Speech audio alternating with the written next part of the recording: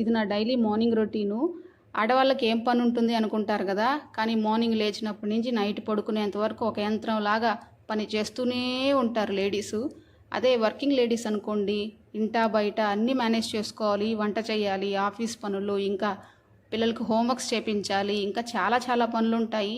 చెప్పే పనులు కొన్ని ఉంటాయి, చెప్పలేని పనులు కొన్ని ఉంటాయి. ఫర్ ఎగ్జాంపుల్ బాత్రూమ్లు గడగాలి, ఇంకా చాలా ఉంటాయి కదా. ఏదో అలా చెప్పేశాను. నేనైతే ఇలా ట్యూస్డే అండ్ ఫ్రైడే లోపల బయట కడుక్కుంటాను.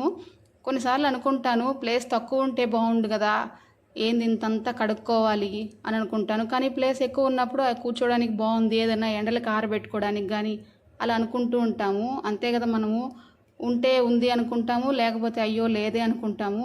ఏదో నాకు వచ్చి రాని ముగ్గులతో ఇలా సరిపెట్టేస్తూ ఉంటాను. నాకు పెద్దగా ముగ్గులు రావు, వచ్చిన ముగ్గులనే అలా అలా వేసుకుంటూ ఉంటాను లోపల బయట. ఇది నా చిన్న రోలు. ఈ మధ్య కొంచెం జాబ్ నుంచి బయటకు వచ్చాక ఇలా ఏదైనా చేసుకోవాలన్నా ఇలా దంచుకోవడము, రుబ్బుకోవడం అలా చేసుకుంటూ ఉన్నాను. ఎందుకు నాకు ఇష్టం అలా చేసుకోవడం అంటే, ఎంతైనా మన అమ్మమ్మలు అలా చేసేవాళ్ళు కదా. తర్వాత ఇదంతా కంప్లీట్ అయిపోయాక ఇంకా బ్రషింగ్ అంతా అయిపోతుంది. నెక్స్ట్ వచ్చి మనకి తెలిసిన పనే కదా, కిచెన్లో స్టవ్ అంతా క్లీన్గా చేసేసుకొని, నెక్స్ట్ నేను ఈ మధ్య చిన్న పాట్స్ లాంటివి తెచ్చుకున్నాను కదా, మట్టి పాత్రలు. వాటిలో అదిగో అక్కడ కనిపిస్తున్నాయి. వాటిల్లో కాఫీ పెట్టుకొని తాగేస్తాను. ఆ లోపల ఇవి చూపిస్తున్నాను కదా, ఇక్కడ మెంతులు మా అమ్మాయికి ప్రతిరోజు ఓవర్ నైట్ నానబెడతాను. నాకు వచ్చి ఇవి ఎండు ఖర్జూరం అంటాం కదా, అవి ఇలా నానబెట్టుకుంటాను. నానబెట్టుకున్న తర్వాత వాటర్ కూడా తాగొచ్చు మార్నింగు. ఇలా పాలు కాగిపోతాయి ఆ లోపల. నెక్స్ట్ ఇంకా దాంట్లో పోసేసుకొని చల్లగాలికి ఇప్పుడే ఇంకా కడిగేసి వచ్చాను కదా, ఒక చిన్న మనీ ప్లాంట్ ఉంది. అది లాస్ట్ ఇయర్ నవంబర్లో వేశాను.